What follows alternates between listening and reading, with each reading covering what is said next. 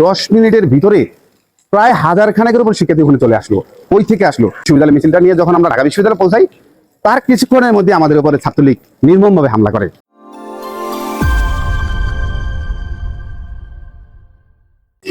আমরা যখন কোটা আন্দোলনের যেই সূত্রপাতটা শুরু হয়, সেখানে আমি যেহেতু একটি ছাত্র সংগঠন করি, সেখানে আমাদেরকে সম্ভবত 6 জুলাই আমাদের বাংলাদেশ জাতীয়তাবাদী ছাত্রদলের সভাপতি এবং সাধারণ সম্পাদক রাকিব ভাই এবং নাসির ভাই আমাদের ঢাকা বিশ্ববিদ্যালয়, জগন্নাথ বিশ্ববিদ্যালয়, বেসরকারি বিশ্ববিদ্যালয় এবং 7 কলেজের এবং অন্যান্য ইউনিটের নেতৃবৃন্দ নিয়ে একটি বৈঠকে বসেন ছাত্রদলের কেন্দ্রীয় অফিসে পল্টনে।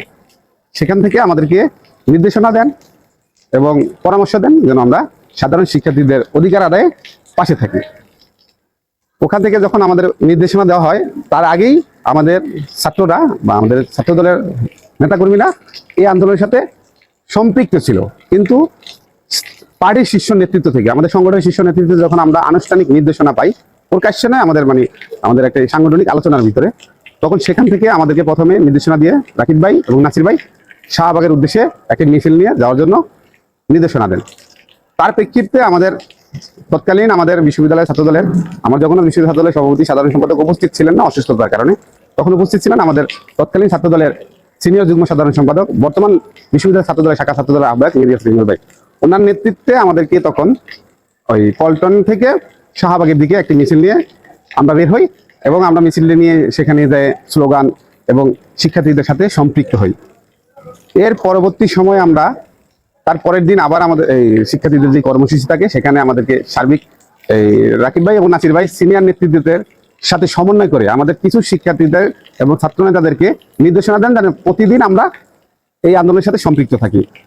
এরই প্রেক্ষিতে আমাদের জগন্নাথ বিশ্ববিদ্যালয় মনিটরিং এর মোটামুটি মেরিয়াসের হিমেল ভাই আমাকে নির্দেশনা দেন যে তুমি এদের সবাইকে নিয়ে সাধারণ শিক্ষার্থীরা যেখানে জড়ো হবে সেখানে গিয়ে উপস্থিত হও।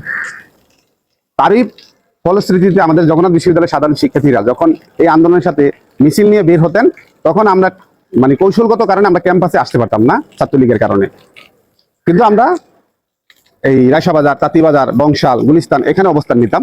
যখন এই মিছিলগুলো বের হয়ে শাহবাগ বা গুলিস্তান 0 পয়েন্টের দিকে যেত, তখন আমরা এই মিছিলের সাথে আমরা সম্পৃক্ত হয়ে যেতাম এবং শিক্ষার্থীদের সাহস এবং মনোবল ধরে রাখার জন্য আমাদের কৌশলে আমাদের পরিচয় বা আমরা কারা সেটা আমরা তাদের সামনে কখনোই তুলে ধরার চেষ্টা করিনি। আমরা ওদেরকে সাহসী এবং যদি কোনো ঘাত প্রতিঘাত বা কোনো ধরনের সমস্যা ক্রিয়েট হতো, তখন আমরা সেখানে তাদের পাশে এবং সামনে গিয়ে নেতৃত্ব দেওয়ারও চেষ্টা করেছি এবং তাদের নেতৃত্ব মেনেই আমরা তাদের পাশে থাকার চেষ্টা করেছি। আমি একটি এটা কি বলে আমার একটি স্মৃতি আমি করতেছি। 11 জুলাই যখন ঢাকা বিশ্ববিদ্যালয় অভিমুখে আমাদের বিশ্ববিদ্যালয়ের সবচেয়ে বড় মিছিলটি যায়, ওই মিছিলটি গিয়ে কিন্তু ঢাকা বিশ্ববিদ্যালয়ের যে ব্যারিকেড, পুলিশের যে ব্যারিকেডটি সেখানে ভঙ্গ করে। ওখানে একটি মিছিলের অগ্রভাগে আমি নিজেও দায়িত্বে ছিলাম এবং দায়িত্ব নিয়েই কয়েকটি ব্যারিকেড ভেঙে পুলিশের গুলিস্তানের 0 পয়েন্টে তৎকালীন ছাত্রলীগের সাবেক সাধারণ সম্পাদক গোলাম রাব্বানীর আপন ভাই রোহানি, তখন ওই জনের এডিসি অথবা ডিসি ছিলেন, ওনার সামনে আমরা বাকবিতণ্ডায় পড়ি, ওনার এবং বাধায় সম্মুখীন হই। ওই বাধার প্রেক্ষাপটে আমরা ছাত্রদলের নেতাকর্মীরা ওনার সাথে তর্কে জড়াই। উনি তো আমাদের ফাইন্ড আউট করতে পারে নাই, আমরা সাধারণ শিক্ষার্থী হিসাবে ওনাদের সাথে তর্কে জড়ায় ওই ব্যারিকেডটা ভাঙি এবং পরক্ষণে যে আবার ওই হাইকোর্টের মোড়ে আরেকটি ব্যারিকেড আমাদের সামনে দেয়, শিক্ষার্থীদেরকে আমাদেরকে নিয়ে দুয়েল চত্বর দিয়ে যাওয়ার জন্য তারা আমাদেরকে প্রেশার ক্রিয়েট করে। তো আমরা যাব হচ্ছে মৎস্য ভবন হয়ে রমনা দিয়ে আমরা শাহবাগে গিয়ে অবস্থান নিব। তো আমরা আমাদের জায়গায় আমরা অনড় থাকি এবং পুলিশের সাথে বাকবিতণ্ডা এবং দস্তাদস্তির এক পর্যায়ে তাদেরকে সরে যেতে আমরা বাধ্য করি এবং আমরা শিক্ষার্থীদের নিয়ে শাহবাগে অবস্থান নিই। আরো অনেক কাহিনী আমাদের জুলাইয়ের যে গণ অভ্যুত্থান হয়েছে, সেখানে আমরা সাধারণ শিক্ষার্থীদের পাশাপাশি যেভাবে আমরা বৈষম্যহীন বাংলাদেশের এবং শিক্ষার্থীদের এই যে যৌক্তিক দাবির পক্ষে আমাদের কেন্দ্রীয় নির্দেশনা এবং সংগঠনের নির্দেশনা ছিল যে শিক্ষার্থীদের পাশে নিজেদের রক্ত দিয়ে হলো তোমরা তাদের পাশে থাকো। আসলে 24-এর গণ অভ্যুত্থান যেদিন আমরা বঙ্গভবনে যাই, আমি নিজেও গিয়েছিলাম, যে স্মারকলিপি আমি হয়তো ভিতরে যাইনি, আমি শিক্ষার্থীদের সাথে যে ওই গুলিস্তানের ওই বঙ্গভবনের সামনে অবস্থান নেই। সেদিন রাতে যখন ফ্যাসিস্ট হাসিনা আমাদের শিক্ষার্থীদেরকে রাজাকার বলে যে গালি দেয়, তখন আমার একটা স্মৃতি মনে পড়ে। আমি তখন রাত্রিবেলা সন্ধ্যার পরে আমি বঙ্গভবনের যে কর্মসূচি সেটা শেষ করে তৎকালীন ছাত্রদলের সভাপতি রাকিব ভাইয়ের সাথে গুলশানে যাই। গুলশানে ভাই আমি সহ আবার রাত্রে প্রায় 10:30 বা 11টার দিকে আমরা ওয়ারিতে এসে ইউনিমার্ট আছে একটি ওয়ারি, ওইখানে আমি দাঁড়াই। তখন ভাই রাকিব ভাই বলতেছে এই ঢাকা বিশ্ববিদ্যালয়ে যে মিছিল বের হয়েছে, তুমি কে আমি কে, রাজাকার রাজাকার, কে বলেছে স্বৈরাচার স্বৈরাচার, এই স্লোগানটি যখন দেওয়া হয় তখন রাকিব ভাই বলতেছে শাহরিয়ার আমাদের জীবন দিয়ে হলো এই আন্দোলন সফল করতে হবে। এই আন্দোলন এখন শুধু শিক্ষার্থীদের আন্দোলন না, এটা আমাদের আবেগের আন্দোলন, আমাদের আত্মমর্যাদার আন্দোলন। সেখান থেকে আমরা আরো স্পিড নিয়ে এই আন্দোলনে আমরা সম্পৃক্ত হই। আমার কাছে এই আন্দোলনের সবচেয়ে অভূতপূর্ব একটি ঘটনা আমি আপনাদের সামনে বলতে চাচ্ছিলাম। সেটা হচ্ছে আমি টোটাল আন্দোলনটার ভিতরে যখন আমরা সম্পৃক্ত হই, তখন তো স্মার্টফোন নিয়ে আমরা বের হতে পারতাম না। আমি তখন এই ফোনটিও নেই, তখন এই ফোনটি নেই ওই 24 জুলাইয়ের আন্দোলনের সময়, কারণ স্মার্টফোন নিয়ে আমি তখন বের হতে পারতাম না। এই ফোনটি কিনে তখন এসে নেতাকর্মী এবং অন্যান্য শিক্ষার্থীদের সাথে যোগাযোগ করতাম। তো 4 তারিখের একটি ঘটনা আমার কাছে খুব বেশি আবেগ আপ্লুত করে। 4 তারিখে যখন আমরা শাহবাগ এবং নীলক্ষেতে আমরা আমাদের অবস্থান নেই এবং শিক্ষার্থীদের এই যৌক্তিক দাবির পক্ষে, তখন ওইখানে বিভিন্ন ধরনের হট্টগোল, পুলিশের সাথে আমাদের ধাওয়া পাল্টা দেওয়া, টিয়ার গ্যাস, সাউন্ড গ্রেনেড, এগুলোর যখন আমরা সম্মুখীন হই, আমরা কর্মসূচি পালন করে আমি দুপুরে খাবারের জন্য আমি আজিমপুরে থাকতাম, ওখানে আমি আসি। ওখানে এসে আজিমপুর যে কবরস্থান ছিল সেখানে মসজিদ আছে, হানিফ মসজিদ মেবি, ওইটাতে আমরা নামাজ পড়তে ঢুকি। নামাজ পড়ে আমি তখন ঢাকা বিশ্ববিদ্যালয়ের তৎকালীন সাংগঠনিক সম্পাদক মাসুদ ভাই এবং যুগ্ম সম্পাদক রাজু সহ আমরা মসজিদে নামাজ পড়ি। নামাজ পড়ে যখন আমরা বের হয়ে আসি, তখন দেখলাম কিছু শিক্ষার্থীকে, ওই অপোজিটে একটা আওয়ামী লীগের একটা অফিস ছিল, সেখান থেকে শিক্ষার্থী এবং আমার বোনরা রিক্সা দিয়ে যাচ্ছিল। তখন তাদেরকে লাঠি এবং বিভিন্ন দেশীয় অস্ত্র দিয়ে তাদেরকে পেটানো এবং আঘাত করা হচ্ছে। তখন নিজেদের মধ্যে কেমন যেন একটা আরো আন্দোলনের প্রতি আবেগটা আরো বেশি তাড়িত হলো। তখন আমরা ওখান থেকে কৌশলে একটু সরে যেয়ে আমরা বের হয়ে রাস্তায় দাঁড়াই। রাস্তায় দাঁড়ানোর 5 থেকে 10 মিনিটের পরে আমরা দেখলাম আমাদের সহকর্মীদেরকেও আমরা বিষয়গুলো জানাই যে এখানে দ্রুত আসো, এখানে শিক্ষার্থীদের উপর হামলা করা হচ্ছে। তো ওরাও আসে এবং শিক্ষার্থীদের একটি বড় অংশ ওখানে এসে 10 মিনিটের ভিতরে প্রায় 1000 খানেকের উপর শিক্ষার্থী ওখানে চলে আসলো। ওই থেকে আসলো। এর মধ্যে সবচেয়ে বড় যেই অভূতপূর্ব ঘটনাটি, সেটি হচ্ছে আমি সম্মান রেখেই বলতেছি, আমরা একটা তথাকথিত গালি দেই যে টোকাই। এই শ্রেণীটার যেই বড় মুভমেন্ট আমি ওখানে দেখি, তার মধ্যে আমি মনে হয় 60% এই শ্রেণীটাকে দেখি। এরা এসে এদের যে সাহস দেখলাম, এই আন্দোলনটার ভিতরে ওখানে টোটাল আওয়ামী লীগের যারা এই ঘটনার সাথে সম্পৃক্ত ছিল, আমাদের উপর হামলা করেছিল, ওদের অফিসটাকে টোটালি সাথে এটাকে কি বলে, অফিসে দিয়ে তাদের খোঁজে এবং তারা ক্ষুব্ধ হয়ে অফিসটাকে ভেঙে ফেলে। এবং পরবর্তীতে জানি না কারা এটাকে পরবর্তীতে দেখলাম যেটি জ্বালিয়ে দেওয়া হয়। ওখান থেকে যখন আমরা চলে আসি, ওই দিনের আন্দোলনটা ছিল 4 তারিখের, যে টোটাল ছাত্র জনতার যে অভূতপূর্ব সারা দেখেছি এটার ভিতরে, এবং আমরা সংগঠন হিসাবে আমাদের শক্তিমত্তা দিয়ে আমরা সর্বোচ্চটাই চেষ্টা করেছি এবং শিক্ষার্থীদের পাশে থাকার জন্য। আরেকটি ঘটনা, আমি 19 তারিখ সম্ভবত শুক্রবার, এই আন্দোলনটা সবচেয়ে বেশি রক্তক্ষয়ী যেদিন হয়, ওই দিন আন্দোলন শেষ করে আমি যখন বাসায় ফিরি, তখন ফ্রান্স থেকে আমার একটি বড় ভাই আসেন, রুবেল করে, 4th ব্যাচের বর্তমান আহ্বায়ক, মেডিসন হিমেলবাড়ি, খুব বরিষ্ঠ এবং ছাত্রদলের একসঙ্গে আমাদের সাথে সম্পৃক্ত ছিলেন। উনি এসে আমার সাথে সময় বের করতে পারতেছিলেন এই আন্দোলনের ভিতরে। তো উনি বললো যে রাতে আমার সাথে খাবে। তো এই রিক্সের মধ্যে ওনার সাথে আমি বের হয়ে আমরা নাজিরা বাজারে যাই।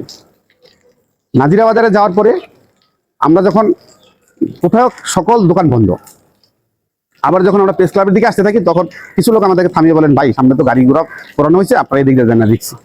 তো কি এক ভয়াবহ দৃশ্য 19 তারিখে আমরা দেখলাম ঢাকা শহরে। ওখান থেকে আমরা যখন ভাইয়ের বাসা হচ্ছে ধানমন্ডির দিকে, তো ভাই বললো চল ধানমন্ডির দিকে যাই। তো সম্ভবত তখন কারফিউ চলতেছিল বাংলাদেশে। তো আমরা যখন সায়েন্স ল্যাবের আগে বাটা সিগন্যালে এসে উপস্থিত হয়েছি, তখন দেখলাম যে আর্মির গাড়ি। তো আমাদেরকে তেমন একটা ওরা আমাদের ভাড়া দিল না। আমরা গাড়ি নিয়ে মাল্টিপ্লানের সামনে যখন যাই, তখন আমাদের এই যে আমি যেই সম্মান রেখে বলছি, যে টোকাই শ্রেণী বলা হয়, ওরা টোকাই ছিল কিনা আমি জানি না, কিন্তু ওদের বেশ ভাষায় আমরা যেই শব্দটা ইউজ করি, এরা আমাকে থামাইলো, বাইকে থামাইলো। আপনারা কারা? আপনারা কি ছাত্রলীগের না যুবলীগের না আওয়ামী লীগের লোক? আমরা বললাম আমরা তোমাদেরই সহযোদ্ধা, আমরা এই আন্দোলনের অন্যতম একজন লোক। তো ওরা আমাদেরকে কোনোভাবেই ছাড়বে না যে আপনাদের পরিচয় দেন। তখন আমি বললাম আমি বিশ্ববিদ্যালয় ছাত্রদের যুগ্ম সাধারণ সম্পাদক তখন। এবং ওরা আমাদের এটা তো তারা নিশ্চয়তা পেল না, তখন বললো আপনার ফেসবুক আইডি দেন। তখন যখন আমার ফেসবুক আইডি দিলাম, যখন ওরা দেখলো, তখন ওরা আমাকে জড়িয়ে ধরে, মানে কি এক হৃদ্যকার এবং আবেগঘন মুহূর্ত, আসলে ভাষায় প্রকাশ করতে পারবো না। এটা তো গেল ওই দিনের একটি ঘটনা। আরেকটি ঘটনা আমি শেয়ার করতে চাচ্ছিলাম। যখন 15 তারিখে ঢাকা বিশ্ববিদ্যালয়ের শিক্ষার্থীদের উপর এবং আমাদের উপর হামলা করা হয়, আমরা তো সবসময় ক্যাম্পাস থেকে অবস্থান নিতে পারতাম না, কৌশলগত কারণে ছাত্রলীগ তখন আমাদের যাদেরকে চিনতো আমরা আসতে পারতাম না।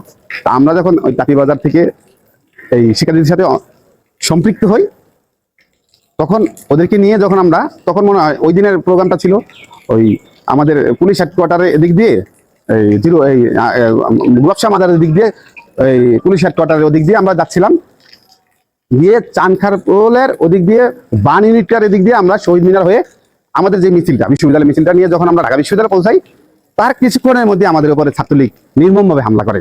আসলে এই আন্দোলনটা সবচেয়ে তীব্র জায়গায় আঘাত করে ওই দিন যখন ঢাকা বিশ্ববিদ্যালয়ের শিক্ষার্থীদের উপর আমাদের উপর হামলা করা হয়। ওইখানে ওই হামলায় আমি নিজেও ওইখানে শিক্ষার্থীদের সাথে ছিলাম, আমি নিজেও হামলার শিকার হই এবং আমরা পাশাপাশি প্রতিরোধ করার চেষ্টা করি। যতটুকু সম্ভব ছিল আমাদের শক্তিমত্তা এবং আমাদের বুদ্ধিমত্তা এবং কৌশল দিয়ে আমরা চেষ্টা করেছিলাম।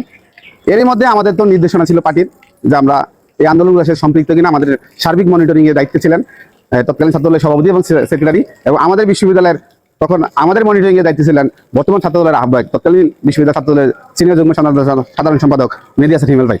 তো রাকিব ভাই আমাকে তখন ফোন দেন যে ক্যাম্পাসের ভিতরে তখন হট্টগোল হচ্ছিল, আসলে কি পরিস্থিতি, কিরকম হচ্ছে। আমি বললাম ভাই এখানে তো আমাদের উপর ভালোভাবে আক্রমণ করা হয়েছে এবং আমরা তো দাঁড়াইতে পারতেছি না। তখন বললো যে তোমরা যতটুকু সম্ভব তাদের শিক্ষার্থীদের পাশে থাকো এবং ওদেরকে যতটুকু সম্ভব মানে ওদের পাশে থেকে ওদের সাথে লড়ে দাও। এর মধ্যে হিমেল ভাই আমাকে ফোন দেয়, ওখান থেকে সরা যাবে না, শিক্ষার্থীরা যতক্ষণ পর্যন্ত নিরাপদে ওরা ওখান থেকে না বের হতে পারে এবং আন্দোলনের সাথে থাকো। তো ওই আন্দোলনটা এতটাই মজবুত, এতটাই আবেগঘন এবং শিক্ষার্থী থেকে শুরু করে প্রতিটি ছাত্র সংগঠন, একমাত্র ছাত্রলীগ ছাড়া, ছাত্রলীগ তো আমাদের উপরে হামলাই করতো, ছাত্রলীগ ছাড়া প্রতিটি ছাত্র সংগঠনের যে ভূমিকা দেখেছি আমি নিজের চোখে, আসলে এটা বাংলাদেশের ইতিহাসে আমি কখনোই দেখিনি। যদি বাংলাদেশের ইতিহাসে যদি এই ঐক্যটা আমাদের ধরে রাখা যায় এবং আমাদের মধ্যে যদি কখনো বিভাজন তৈরি করা না যায়, বিভাজন যাতে সৃষ্টি না হয়, সেই দিকে যদি আমরা লক্ষ্য রাখতে পারি, যে বৈষম্যহীন বাংলাদেশের জন্য আমরা লড়াই করেছিলাম। 24শে জুলাই আমাদের ভাই বোনেরা 2000-এর অধিক শিক্ষার্থীরা যে জীবন দিয়েছে, এর মধ্যে আমার বাংলাদেশ জাতীয়তাবাদী ছাত্র দলের 144 জনের অধিক ভাই এবং সহযোদ্ধারা শহীদ হয়েছেন। তাদের যে আত্মত্যাগ, এই আত্মত্যাগকে যদি আমরা অক্ষুণ্ণ এই ঐক্য ধরে না রাখতে পারি, আবারও ফ্যাসিস্ট হাসিনা আমাদের মাঝে ফিরে আসার চেষ্টা করবে হয়তো অন্য কেউ। তো এই ঐক্য ধরে রাখতে পারলে আমরা বৈষম্যহীন যে বাংলাদেশ, দেশটা জনাব তারেক রহমানের যেই সাম্য মানবিক বাংলাদেশ প্রতিষ্ঠা করার জন্য আমরা লড়াই সংগ্রাম করতেছি, এই লড়াই সংগ্রামে আমরা বিজয়ী হব এবং অবশ্যই বিজয়ী হব। এর সাথে সাথে আমি বলতে চাই যে ছাত্র জনতাকে কখনোই রোধ করা যায় না। 52-র ভাষা আন্দোলন, 69-এর গণঅভ্যুত্থান, 66-র আন্দোলন, 70-এর নির্বাচন, 71-এর মহান মুক্তিযুদ্ধ, 30 লক্ষ শহীদের বিনিময় এবং 2 লক্ষ মা বোনের ইজ্জতে মহান মুক্তিযুদ্ধ হয়েছিল। সেখানে কিন্তু এই ছাত্র জনতাকে কিন্তু কণ্ঠরোধ করা যায়নি। এই কণ্ঠরোধ কখনই করতে পারেনি। 90-এর স্বৈরাচার বিরোধী আন্দোলনেও এই ছাত্র জনতা কিন্তু অভূতপূর্ব যেই প্রতিবাদ, রাস্তায় নেমে এসে নিজেদের জীবন বিলিয়ে দিয়ে যে প্রতিবাদ এবং অধিকার আদায়ের জন্য কাজ করেছে, সেখানে কিন্তু এগুলো অনস্বীকার্য।